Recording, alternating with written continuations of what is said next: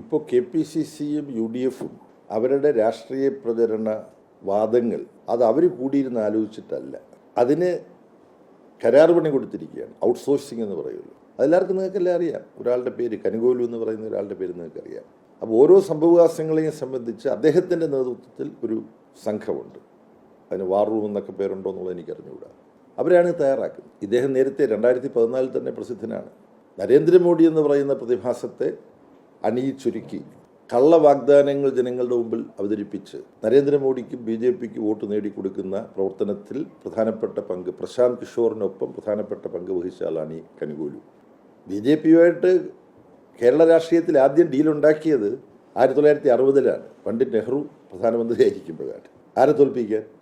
EMSനെ തോൽപ്പിക്കാൻ വേണ്ടി 1960 തെരഞ്ഞെടുപ്പിൽ ഡീലുണ്ടാക്കി. 1971 തെരഞ്ഞെടുപ്പിൽ AKGയെ തോൽപ്പിക്കാൻ ഈ രമേശ് ചെന്നിത്തലയുടെ മുൻഗാമികൾ ആർക്കാ വോട്ടഭ്യർത്ഥിച്ച്? പാലക്കാട് RSSൻ്റെ കാര്യവാഹക് ഒരു ഗോവിന്ദൻ. അപ്പോൾ ഇതാണ് ചരിത്രം.